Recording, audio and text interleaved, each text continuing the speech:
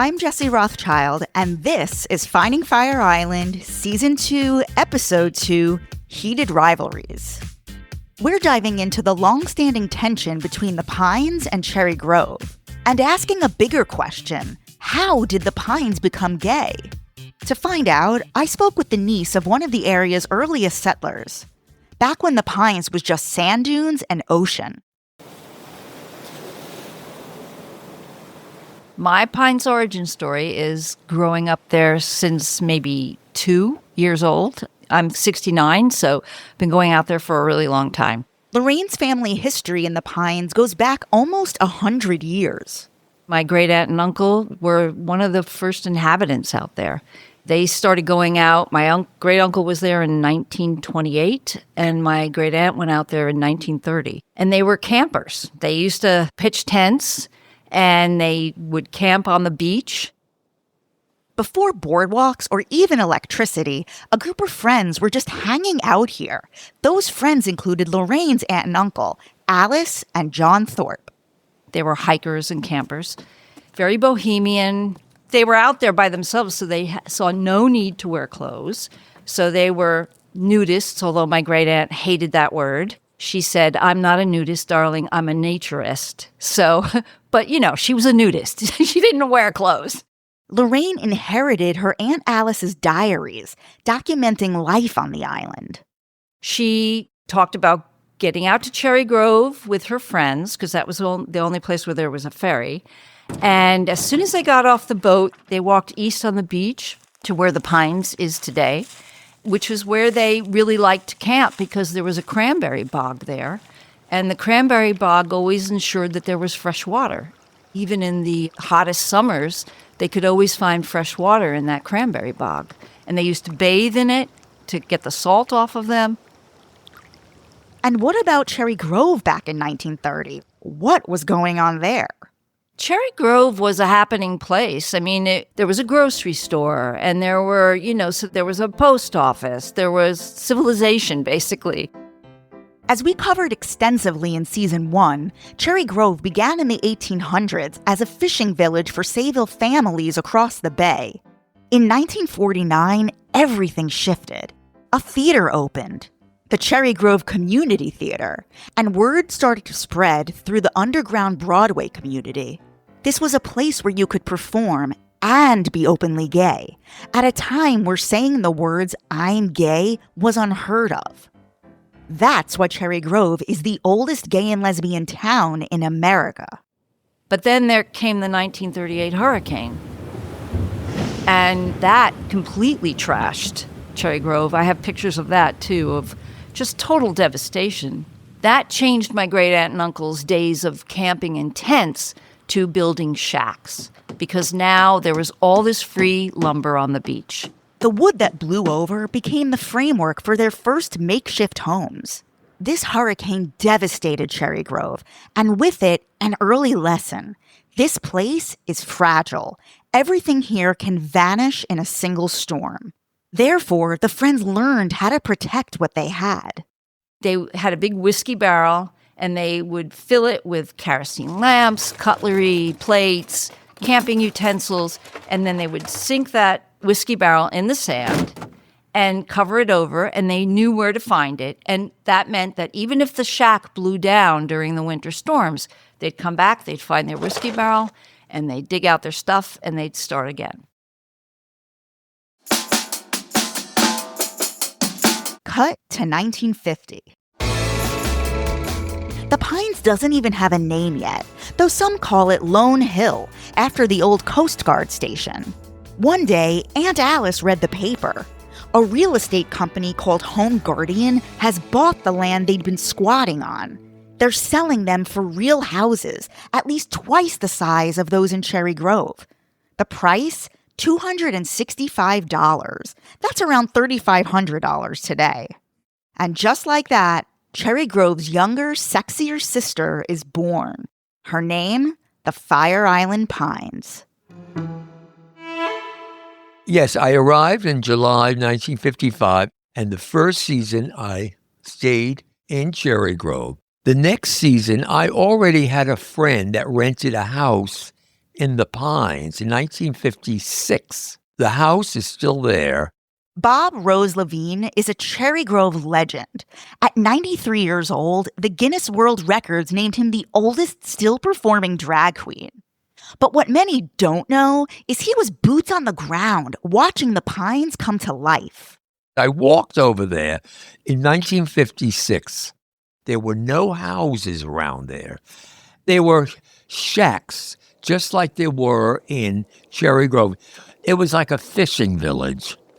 And it was all straight people who lived in Sayville, and there was no electricity and no running water. Anyway, I came back to the Pines that season many times to visit, and I liked the Pines. And it was quiet because we had more activity in the Grove. So that's why I stayed there. I lived there because I could have bought a house. They were begging me to buy property in the Pines. I could have bought a piece of land for $1,000, but there was nothing there. So I got friendly with all the people as they were moving in through the years. Every year I went to the Pines, but I lived in the Grove because we had a theater there, and that's what I loved about Cherry Grove, and I loved living there.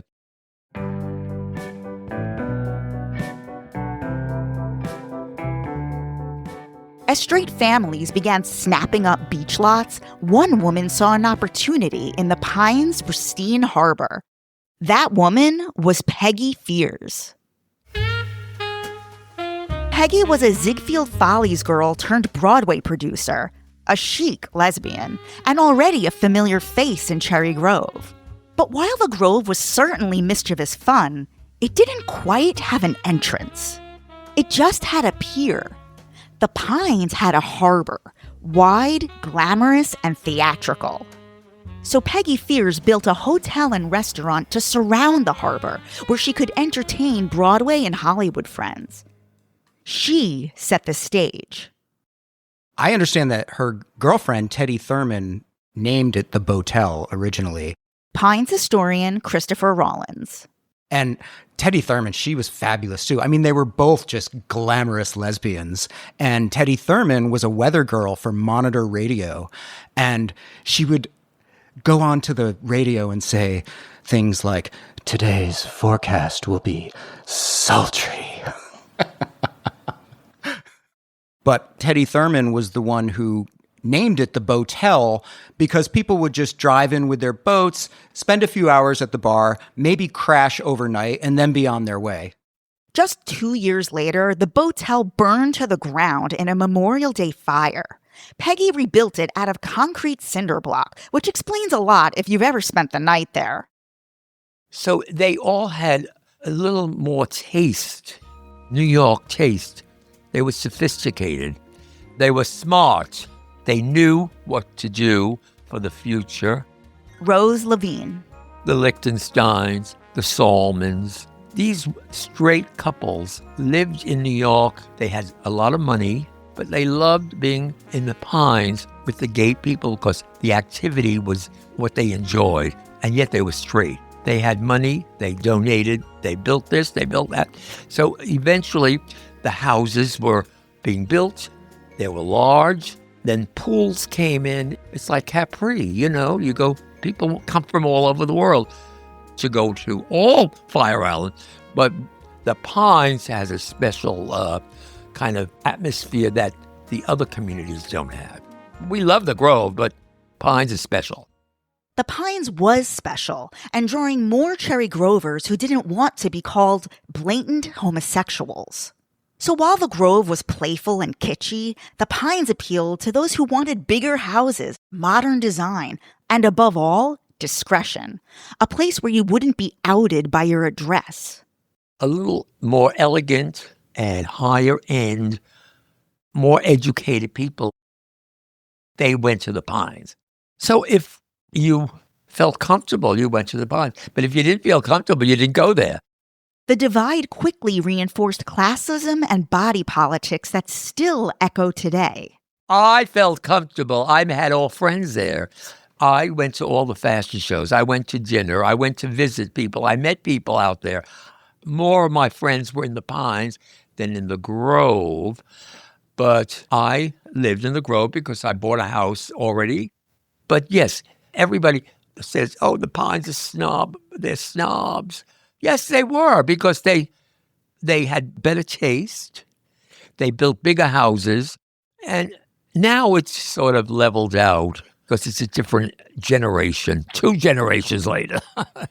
But there's still a stigma in the Pines. They're stuck up, they're this, they're that. But if you say it, then you feel like you don't belong. A lot of the early people in the Pines left Cherry Grove, and there could have been a certain kind of resentment there that these people went eastward to a new community and left their old community behind. We met Ron Martin last episode. He first visited the Pines just 2 days after moving to Manhattan. Because there were so many people in those days in the Pines who were in the fashion, creative, design world.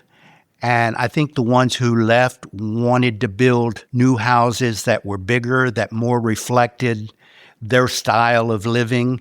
And they couldn't do it in Cherry Grove because the lots were very small. The houses are right next to each other. And yes, they were probably more affluent, the ones that left and built the big new house and hired architects to design homes for them and that kind of thing. And so there could have been a little bit of resentment there towards those who left. And maybe those who left kind of said, well, we've moved on and moved on up to something better. Were your friends in the Grove like, why are you going over there? Yes. I had, Rose Levine, she's a snob. Someone would call me a lounge lizard because I have a house with a pool and I sit around the pool. So I'm a lounge lizard. But that's what they did in the Pines because they didn't have a pool. I was the second person in the Grove to put a pool in my house in 1977. As Cherry Grovers moved in, the developers grew alarmed. Realtors were told to screen buyers in the Pines. There was even a large sign planted in the harbor. It read, "Welcome to Fire Island Pines, a family community. Clean, morally and physically. Exhibitionism is below the level of human behavior." It also notes how gays might bring unfavorable publicity, a reference to the raids which were already happening in Cherry Grove and gay bars in Manhattan. The intent was clear: define the Pines as heterosexual and discourage gay residents and renters. But that sign caused mischief, with gays stealing and hiding it repeatedly. I asked Rose Levine about a rumored deal between the Sayville Police and FPOA, the Property Owners Association, to keep raids out of the Pines. I never heard that. They did have raids in the Pines because my friend Jack had to bail out a few people. Real estate broker Bob Howard. The people who came to bail out the gay people who got arrested for men dancing with men or men having supposedly sex with each other were straight people who owned businesses here. Jack Lichtenstein was especially important in that regard. I know they had raids there. Not as many as in the Grove, but they did have raids. Perhaps the gay takeover was inevitable. Hetero families sold their homes, which queer men were happy to take off their hands. Enter John Whyte.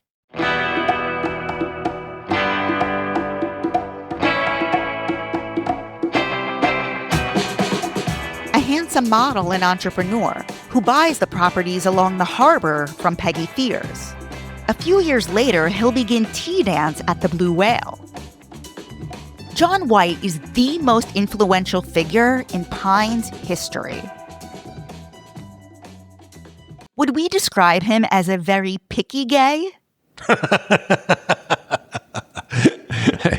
Listen, John Whyte was an enigma. Chris Levito was John Whyte's employee and confidant for over a decade. We had a good relationship, but John was very strong. He had a lot of opinions. John's attitude was that men should dress as men and be gay men, not gay men in their mother's clothes. Okay, that's an opinion. When people asked me years ago, describe the difference between the Pines and the Grove is Soho. It's downtown. Everything goes. It's bohemian. It's artsy. It's their neighborhood, okay? And the Pines was Park and Madison. You know, bigger houses, bigger show. Everybody's in shape. You want to feel out of shape? Come to the Pines. Bigger, better, beautiful type of attitude. And John, you know, was that person. He was very strict, and he was very careful. He didn't want drag queens. That's how the invasion started, but that's another story.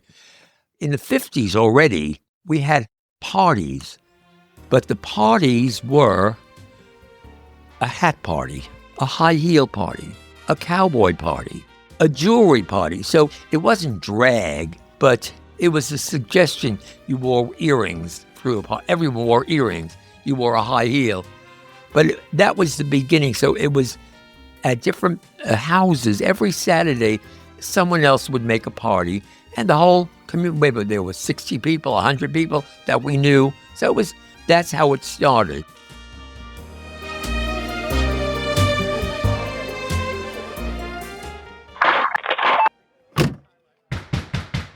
Rules were in place as police raids increased in Cherry Grove. Men were handcuffed, taken to Sayville, and booked. Even though John personally bailed the men out of jail, front-page headlines appeared in the New York Post, ending marriages and careers. I remember in the 70s, he was still very much, still considered himself part of that fashion world, the models. They brought out all the high-end designers, Giorgio Santangelo, Bill Blass, and they had runway shows every few weeks, and then people would come there, the models, and they'd bring an actor from Broadway, and then Elizabeth Taylor came there, and Noel Coward, Rock Hudson. I saw them all sitting on the deck at the motel. I was there. Roddy McDowell. I mean, it was all a mix of just higher level people with that who understood the gay life. And listen, when he would tell me, he says, you know, the crown is heavy. I run this town. And there's very few places in the world that you can be king or queen, and I'm the king. This place bounces to my rhythm. It beats to my drum. I turn the town on, I turn the town off. He wanted to protect things. He was super protective.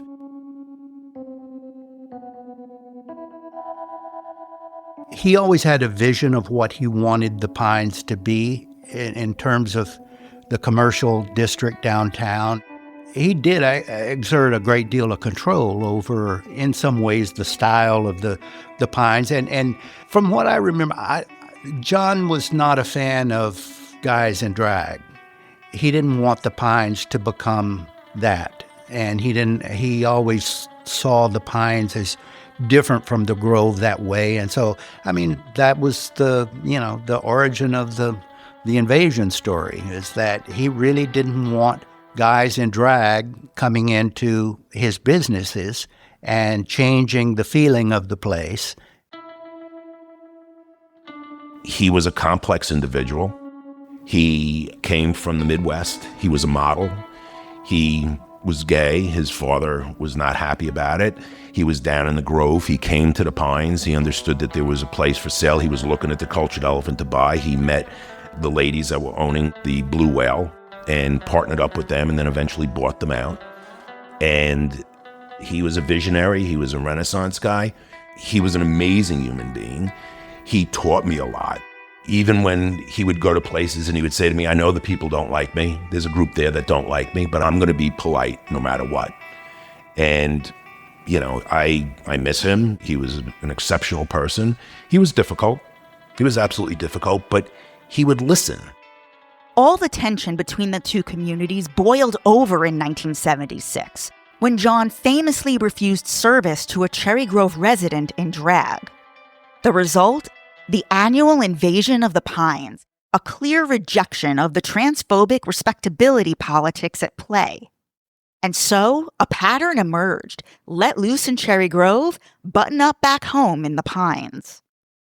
But while social life revolved around the tea dance, Friday and Saturday nights were still reigning over in Cherry Grove at the Ice Palace and the Monster. And just like John Whyte, many of the people you'll hear from began in Cherry Grove, living, performing, and figuring themselves out there first.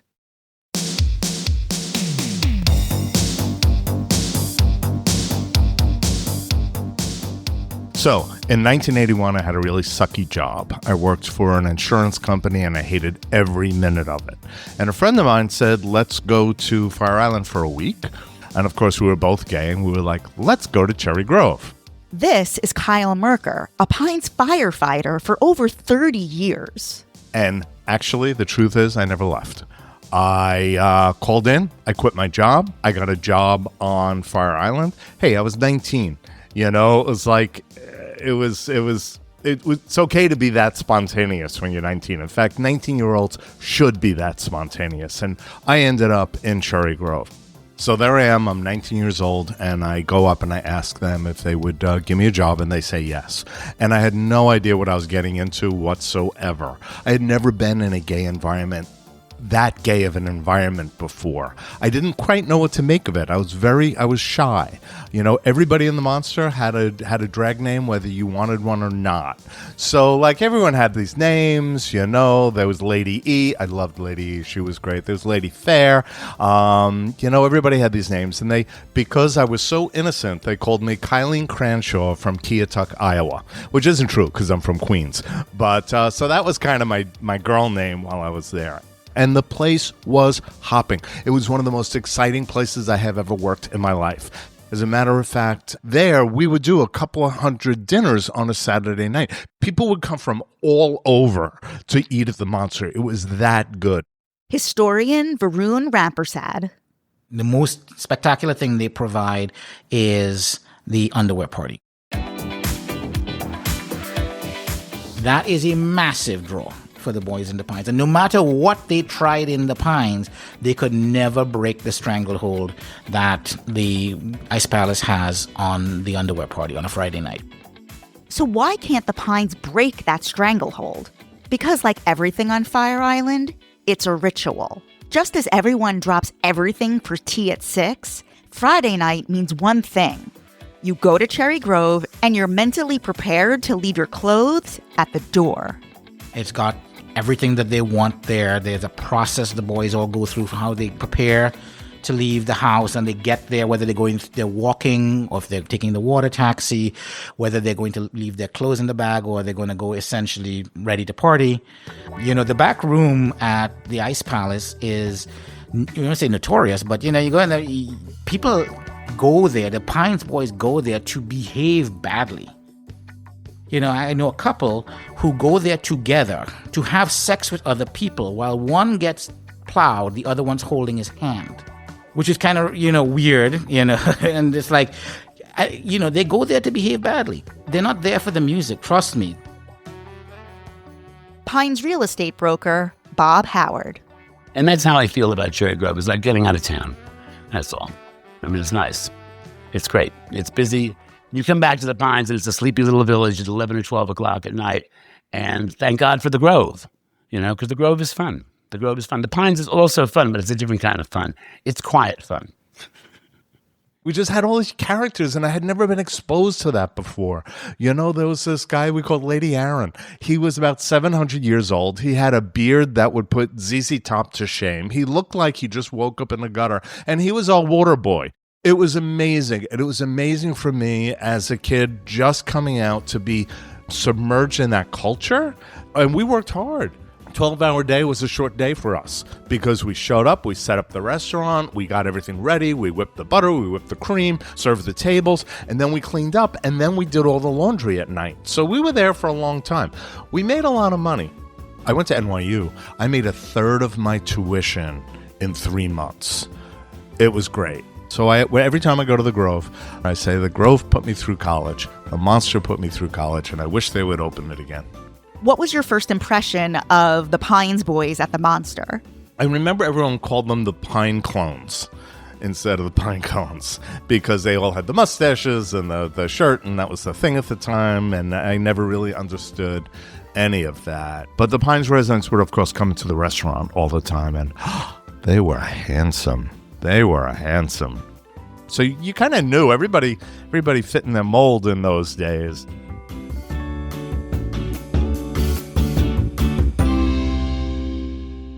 So the Grove, to me, all of a sudden, I was just thrown in the gay pool, and I had to figure it out.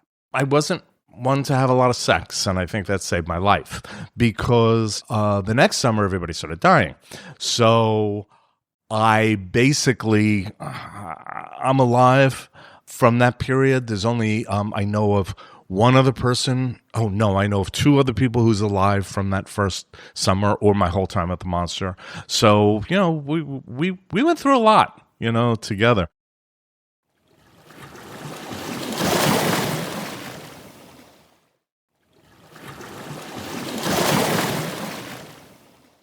The Pines was quickly drawing affluent and talented New Yorkers, Broadway showfolk, painters, photographers, and one pivotal arrival, architect Horace Gifford. And Horace Gifford knew exactly what his clients wanted. He really loathed painted surfaces and clipped lawns and all of the brute force that basically went into a typical maintenance of a suburban house. Architect and historian Christopher Rollins. And so the beach houses were rebelling against that kind of suburban nuclear family norm. So they're very natural. They're maintenance-free. They're meant to be easy. They're literally without closets in many cases. They're very communal. They're not about the acquisition of stuff. They're about the theater of life that goes on within them. And in some cases, too, they have a deliberately voyeuristic quality. Gifford's work really captured the Pines' appeal over Cherry Grove, how it was a place where men could disappear and hide behind the harbor's glitz. And as the Pines became more and more gay, let's say towards the late 60s, the houses literally open up to the outside, to the boardwalk.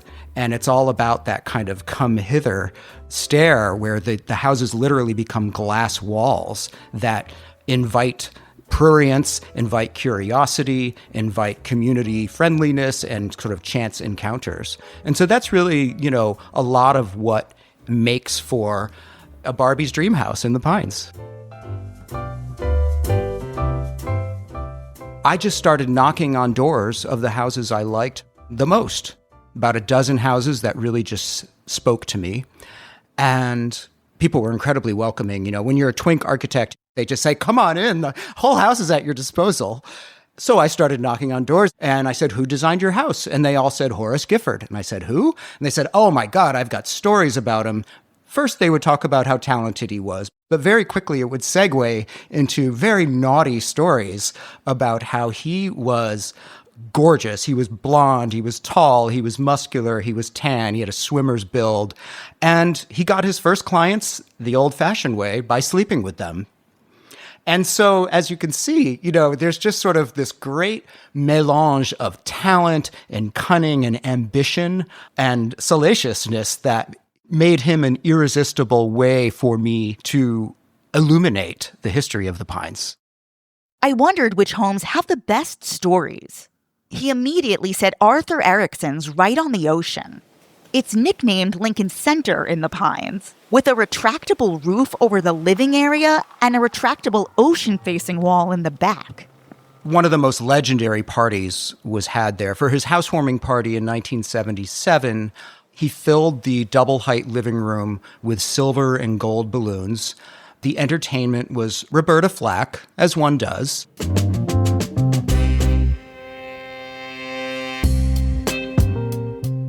And at the stroke of midnight, a button was pressed and the ceiling automatically retracted and the silver and gold balloons fled into a starlit sky.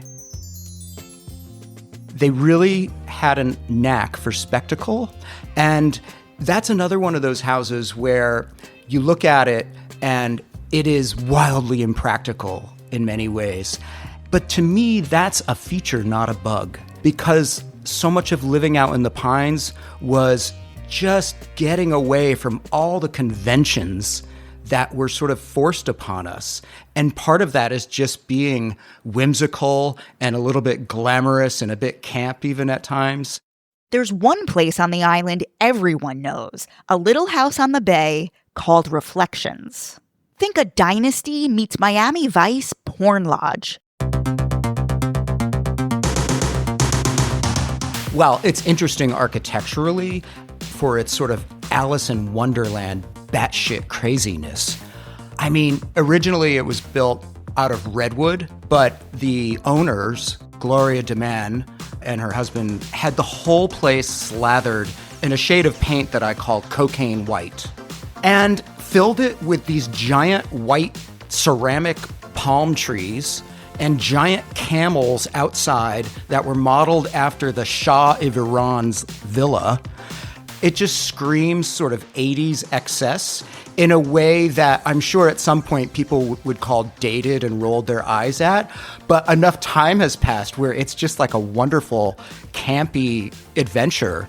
And all of the parties that keep going on there just keep that madness alive. And I can definitely tell you that some of my craziest times in the Pines, which if we were drinking cocktails, I might get into more detail about, have happened in that house. As well as my social peak when I got to dance to Cher's Do You Believe in Life After Love with Bjork. It's been all downhill since. Throughout the 80s, original owners Gloria DeMann and her husband threw lavish parties at Reflections, parties that mirrored them perfectly. About Gloria DeMann, I mean, she was plucked right out of central casting and fit perfectly with that house. She kind of looked like Liz Taylor at her most eyelinered and big-haired moment, and that just fit the whole vibe of the house perfectly. The tradition continues today, with Amber Martin recreating Bette Midler at the Continental Baths. So my idea was just to have a party where you recreate a bathhouse vibe. I wasn't even thinking that far ahead as far as checking your clothes and getting a towel. Steam the room, dark lights, and then a DJ that plays like 70s bathhouse disco. So you're really transported to a time and a place. And then I pop up and do a Bette set. Short and sweet. Leave the stage. The show quickly evolved into Bette, Bathhouse and Beyond, produced by nightlife impresario Daniel Nardicchio, king of the underwear party. No phones allowed. There were no phones at the Continental Baths. We want to transport you to a vintage time, and it worked. And people lost their shit, and it was great. Like, you know, it was a sexually charged party. You know, you put a bunch of gays in towels, well, they're coming off eventually, right? It's almost more of a tribute to the Continental Baths than it is Bette. Amber agreed that Reflections really sets the scene. And it was really the best place ever to do it, because history, there's some ghosts in there. If the walls could talk, you know, people could be in the pool and be in the jacuzzi. There's a back dark room that people could go into. And then we would also make the lights dark in the main room. And there was this big white coffee table, circular coffee table, probably still there, that I would dance. I would do the little show on. So I would just like jump up on this coffee table and do the set. You know, and there's a white grand piano. Everything's white in the whole house. You know, it almost seems like Halston could have summered there or something.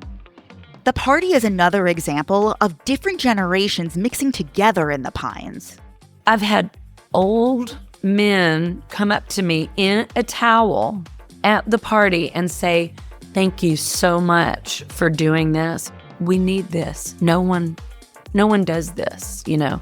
And then I've had young kids, they'll come up to me and be like, "I didn't even know what this was." And some people have even said, like, "I didn't know anything about Bette," or, you know, and I'm like, well, you need to get your homework, kid, you know, like learn. But it really blew people's minds. And I had people cry, actually, and be like, "Thank you." It was amazing. It was profound, actually, what this party did.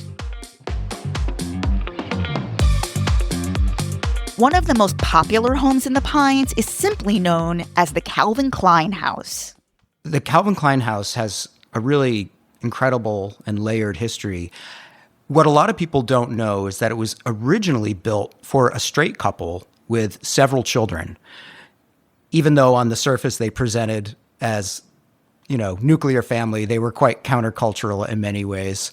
I'm told that the wife, for example, loved to sit on her lazy Susan lounge with a hit of angel dust.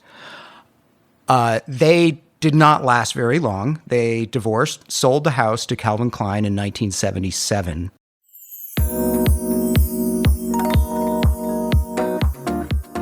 This was at the height of his "Nothing Comes Between Me and My Calvins" fame.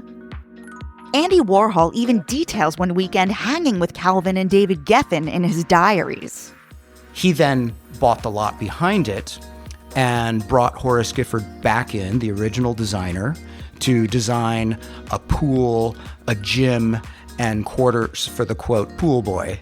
The Pines was traditionally a very public place to enjoy private architecture. But Calvin Klein, being the celebrity that he was, had to start worrying about his security.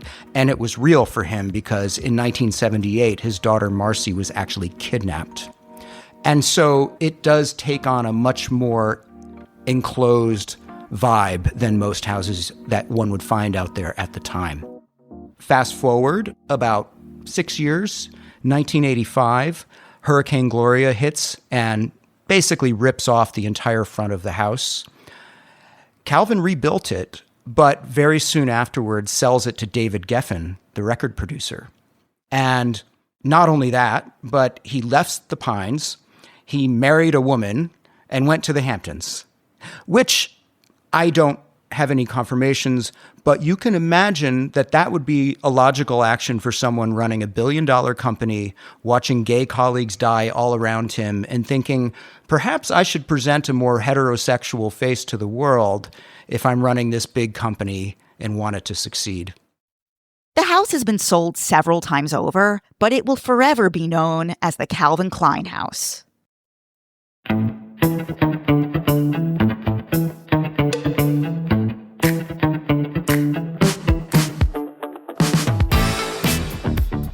Lorraine witnessed gay liberation explode in the Pines in the 1970s. It was so fun to be around people who were obviously having so much fun. But then there were things like you'd get up in the morning and then you'd be walking down the main boardwalk and there'd be poppers all over the place. And it would be like, I wonder what that's for. And then you find out what that's for, And, it was totally different lifestyle than the one I led. And as a kid, when we would go walk in the areas that were undeveloped, to get to the bay or something like that, we'd run into men having sex in the woods. And it just didn't faze me as a kid. It really didn't. And my parents weren't particularly worried about us kids being exposed to that. They just weren't. I guess they figured that when we were ready to ask them questions about it, we would. And I did. But it took me until I was about 11. I mean, I was like pretty much in my own world because I had so much freedom out there, playing, hiding under the boardwalks, listening in on to gay men's conversations, stuff like that. I used to love to do that because they would talk about things that you just didn't hear. Yes, there were lots of drugs being done. But hey, there were lots of drugs being done back in South Salem, in Westchester County.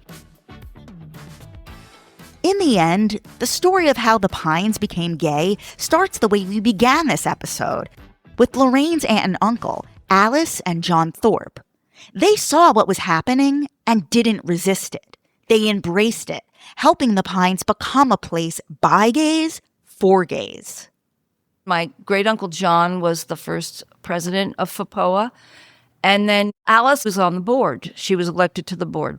And the thing I think that triggered her involvement or being more vocal, because there was a big push not to rent or sell to gay people. But I think what triggered it for Alice was there was a questionnaire that they wanted to circulate, and it was for renters and for buyers, that was basically asking things like, what's your religion? They wanted their phone numbers of their employers. It was way too intrusive. And Alice, I think that was the line in the sand for her. She stood up at a board meeting, and she said, my great aunt was a school teacher, an English teacher, and she had perfect diction, and she had this very stentorian way of speaking. Like everything she said was for publication, She was a serious force. And she stood up at this meeting and she said, what kind of community do we want to be? Are we not going to sell to homosexuals? Because that would be the word she used. Gay wasn't in parlance at the time. And if we're not going to sell to homosexuals, she said, who's next? Will it be the Christians? Will it be the Jews? Will it be Asians? Who are we going to exclude from this community? What kind of community do we want to be? Aunt Alice lived in the Pines until her death at 101 years old. And that really resonated with people. It was after that, Gil Parker told me this story, actually, at Alice's memorial. He was the literary agent to Tennessee Williams and many, many other playwrights. And he was very, very good friends with Alice.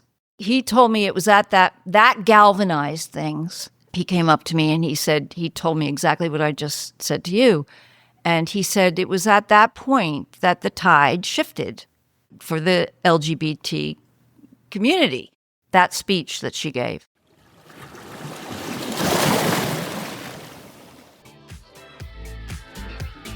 Thanks for listening to Finding Fire Island. Finding Fire Island is created, executive produced, and narrated by Jess Rothschild. Watch all episodes on YouTube. And if you're enjoying the series, don't miss Season 1. This series is co-produced with the Pines Historical Society. Sound design by Caitlin Whyte. Video editing by Evelyn Darr. With special thanks to the Pines Foundation and Sage.